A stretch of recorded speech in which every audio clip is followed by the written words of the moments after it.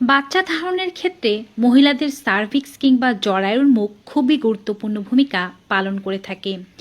আপনার সার্ভিক্স যখন ওপেন হবে বা খোলা থাকবে, ঠিক সেই সময় স্বামীর বীর্য সেই সার্ভিক্সের মুখ দিয়ে প্রবেশ করবে এবং আপনার ডিম্বাণু পর্যন্ত পৌঁছে ডিম্বাণুটিকে নিষিক্ত করে আপনাকে গর্ভবতী হতে সাহায্য করবে।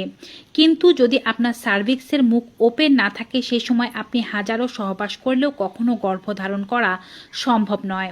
কখন সার্ভিক্সের মুখ ওপেন হয়, মাসে কয়বার এটি ওপেন হয়ে থাকে, কখন বন্ধ থাকে, কখন সহবাস করলে সুবিধা হবে এবং সার্ভিক্সের মুখ খোলার লক্ষণগুলো কি কি, তাই নিয়ে আজকের ভিডিওটি সাজানো হয়েছে।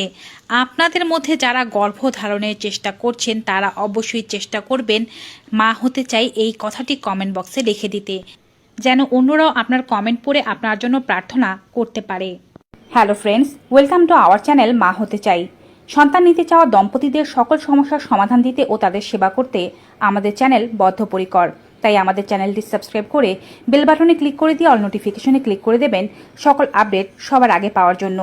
এছাড়াও আমাদের ফেসবুক পেজ মা হতে চাই ফলো করুন, লিংক ডেসক্রিপশন বক্সে পেয়ে যাবেন। চলুন প্রথমেই আমরা জানি একজন নারীর রিপ্রোডাক্টিভ সিস্টেমটি কেমন হয়। প্রথমেই থাকে ভেজাইনা, যেখানে সাধারণত আপনি সহবাস করেন। এই ভেজাইনার পরে থাকে সার্ভিক্স অর্থাৎ জরায়ুর মুখ, তার উপরে থাকে জরায়ু। এখানেই বাচ্চা স্থাপিত হয় ও বড় হয়। তার উপরে ডান দিকে ও বাম দিকে দুটো টিউব থাকে এবং দুটো ওভারি থাকে, ডান ওভারি ও বাম ওভারি। সেখানে ডিম্ব উৎপাদিত হয় এবং সেই ডিম্ব ফেলোপিয়ান টিউবে অপেক্ষা করতে থাকে। যখন সেটি নিষিক্ত হয়ে যায় তখন সেটি ফেলোপিয়ান টিউব থেকে গড়িয়ে গড়িয়ে জরায়ু পর্যন্ত এসে জরায়ুতে নিজেকে স্থাপন করে। আস্তে আস্তে 9 মাসে সেখানে বড় হয় এবং পরে সার্ভিক্সের মুখ দিয়ে বের হয়ে আপনার জনিপথ দিয়ে বের হয়ে আসে। এই হচ্ছে মূল প্রসেস। এখন কথা হচ্ছে একজন নারীর জরায়ুর এই মুখটি মাসে কতবার ওপেন হয়। আপনার ফুল একটি মাসিক চক্রে এটি মোট 2 বার খুলবে। প্রথমবার খুলবে আপনার মাসিকের সময়, অর্থাৎ যখন আপনার পিরিয়ড হবে, তখন এই মুখটি খুলে যাবে এবং সেই রাস্তা দিয়ে আপনার পিরিয়ড ও এন্ডোমেট্রিয়াম ভেঙে যে অংশগুলো আছে সেগুলো বের হতে থাকবে এবং 5 থেকে 7 দিন রক্তপাতের পর সেই মুখটি কিন্তু আবার বন্ধ হয়ে যাবে। এখন সেটি তখনই খুলবে যখন আপনার ডিম্বস্ফোটন ঘটবে। আর ডিম্বস্ফোটন ঘটার পরে এই মুখটি খুলে যাবে এবং শুক্রাণুকে ভিতরে আগত করার জন্য অপেক্ষা করতে থাকবে। মোটামুটিভাবে 2-3 দিন এই মুখটি খোলা থাকবে। এই সময় যদি আপনি স্বামী সহবাস করেন তবে বীর্যগুলো এই মুখ দিয়ে ভেতরে প্রবেশ করবে এবং আপনার ডিম্বাণুকে নিষিক্ত করবে, যার ফলে আপনি গর্ভবতী হতে পারবেন। এখন কথা হচ্ছে পিরিয়ডের সময় সহবাস করলে আপনি গর্ভবতী হতে পারবেন কিনা। পিরিয়ডের সময় সহবাস করলেও মানুষ গর্ভবতী হতে পারে, যদিও পিরিয়ডের সময় সহবাস করা মোটেও উচিত নয়। কিন্তু কিভাবে গর্ভবতী হতে পারে চলুন জেনে নেই। যে সমস্ত নারীদের সাইকেল অনেক কম দিনের, অর্থাৎ 20 থেকে 22 দিন অন্তর অন্তর যাদের পিরিয়ড হয়ে যায়, তাদের কিন্তু ওভুলেশন হবে তাদের পিরিয়ডের শুরুর দিন থেকে 8ম বা 10মতম দিনের মধ্যেই। তাই যদি তারা পিরিয়ডের শেষের দিনগুলোতে সহবাস করেন, অর্থাৎ পিরিয়ডের 3য়, 4র্থ বা 5ম দিনে সহবাস করেন, সে সময় কিন্তু সার্ভিক্সের মুখটি খোলাই আছে। বীর্য কিন্তু সার্ভিক্সের মুখ দিয়ে ভেতরে প্রবেশ করতে পারবে এবং বীর্য পেটের ভেতরে গিয়ে 3 থেকে 5 দিন পর্যন্ত বেঁচে থাকতে পারে। যেহেতু আপনার পিরিয়ডের 8ম থেকে 10ম দিনের মধ্যেই ওভুলেশন হচ্ছে, সেহেতু সেই বীর্য আপনার ডিম্বকে নিষিক্ত করতে পারবে। কিন্তু পিরিয়ডের প্রথম দিনগুলোতে যে ফ্লো থাকে 1, 2 বা 3 নম্বর দিনে, সে সময় কিন্তু ফ্লো অনেক বেশি থাকে।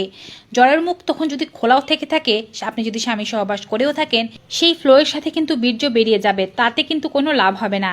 আপনার পিরিয়ডের শেষের দিনগুলোতে যখন ফ্লো অনেক কমে এসেছে, সেই সময়েও জরায়ুর মুখ খোলা আছে, আপনার পিরিয়ড সাইকেল অনেক কম দিনের, 20 থেকে 22 দিন পরপরই আপনার পিরিয়ড হয়ে যায়, সেক্ষেত্রে আপনি পিরিয়ডের শেষ দিনগুলোতে সহবাস করতে পারেন, এতে করে আপনার গর্ভধারণের সম্ভাবনা আছে।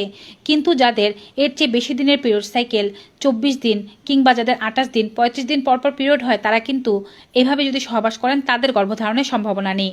কারণ যতদিনে তারা পিরিয়ডের সময় সহবাস করবেন, তাদের যদি বীর্য ভিতরে প্রবেশ করেও থাকে, 3 থেকে 5 দিনের মধ্যে বীর্য মরে যাবে, কিন্তু ততদিন পর্যন্ত তাদের ওভুলেশনই হয়নি।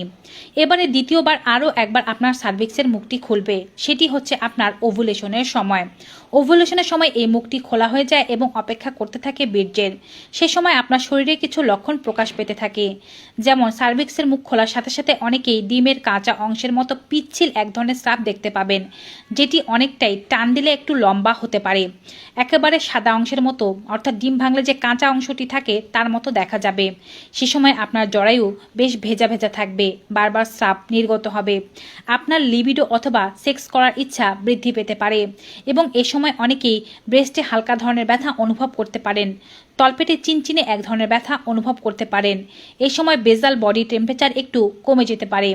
আর যারা সার্ভিক্সের মুখ চেক করতে পারেন তারা এই সময় সার্ভিক্সের মুখ চেক করলে খেয়াল করবেন যে এই সময় সার্ভিক্স অর্থাৎ জরায়ুর মুখটি বেশ নরম হয়ে আছে এবং ভেজা ভেজা হয়ে আছে। যদি ভালোভাবে কেউ এক্সামিন করতে পারেন তবে খেয়াল করবেন যে সার্ভিক্সের মুখের অংশটি খোলা আছে। যাদের পিরিয়ড সাইকেল যত দিনের তার থেকে 14 বিয়োগ দিলে যে দিনটি পাওয়া যাবে সেদিনই আপনার ওভুলেশন হয়। অর্থাৎ ধরুন আপনার পিরিয়ড সাইকেল 28 দিনের, 28 দিন অন্তর অন্তরই আপনার পিরিয়ড হয়। 28 থেকে 14 বিয়োগ দিলে আপনার মাসিক যেদিন শুরু হচ্ছে তার 14তম দিনে আপনার ওভুলেশন হবে। আবার আপনার পিরিয়ড সাইকেল যদি 30 দিনের হয়ে থাকে আপনি 30 থেকে 14 বিয়োগ দিয়ে দেবেন, আপনি পাবেন 16তম দিন। অর্থাৎ আপনার মাসিক সাইকেলের 16তম দিনই আপনার ওভুলেশন হবে। এভাবে যাদের রেগুলার পিরিয়ড হয়ে থাকে তারা মোটামুটিভাবে পিরিয়ড সাইকেলের মোট সময়কাল থেকে 14 বিয়োগ দিলে ওভুলেশনের দিনটি পেয়ে যাবেন। তবে যাদের মাসিক অনিয়মিত তারা কিন্তু এই নিয়মে সহবাস করলে হবে না, তাদের আগে চিকিৎসা করে মাসিক নিয়মিত করার চেষ্টা করতে হবে, কিংবা তারা ওভুলেশনের দিনটি খেয়াল করার জন্য তাদের শরীরের লক্ষণগুলো খেয়াল করতে পারেন অথবা আল্ট্রাসাউন্ডের মাধ্যমে জানতে পারেন কবে তাদের ওভুলেশন হচ্ছে। এছাড়াও তারা ওভুলেশন টেস্ট কিট ব্যবহারের মাধ্যমে এই নিয়মটি বা এই দিনটি জানতে পারেন। এখন কথা হচ্ছে অনেকেই ভুল করে থাকেন কি, মাসিক যেদিন শেষ হয়েছে সেদিন থেকে তাদের মাসিক সাইকেল গণনা করতে শুরু করেন। মাসিক চক্র গুনতে হবে যেদিন আপনার মাসিক শুরু হয়েছে সেদিনের প্রথম দিনটি থেকে, তাহলেই আপনি ওভুলেশনের দিনটি সঠিকভাবে কাউন্ট করে বের করতে পারবেন। এছাড়াও এখানে আরও একটি ভুল করা হয়ে থাকে, তা হচ্ছে ওভুলেশনের দিনটিতেই শুধু সহবাস করা হয়, তার আগে ও পরে সহবাস করা হয় না। ওভুলেশনের দিনটি ঘড়ির কাঁটার মতো নয় যে এটি একটি নির্দিষ্ট মাপেই চলবে। কখনো কখনো এটি এলোমেলো হতে পারে, বিভিন্ন কারণেই এটি এলোমেলো হয়। আপনার হরমোনাল ইমব্যালেন্স, কোনো মাসে আপনি বেশি এক্সারসাইজ করেছেন, ভালো পুষ্টিকর খাবার খাননি, ওজন বেড়ে গিয়েছে, ওজন কমে গিয়েছে, অনেক কারণে এই দিনটি ভ্যারি করতে পারে। তাই আপনাকে চেষ্টা করতে হবে যেদিন আপনি ওভুলেশন হবে বলে ধারণা করছেন তার অন্ততপক্ষে 2 থেকে 4 দিন আগে থেকেই সহবাস করতে শুরু করা। ওভুলেশনের দিনটিতে অবশ্যই সহবাস করা, ডিমের কাঁচা অংশের মতো স্রাবটি দেখলে অবশ্যই সহবাস করা, কারণ পুরুষের শুক্রাণু আপনার শরীরের মধ্যে 3 থেকে 5 দিন পর্যন্ত বেঁচে থাকতে পারে।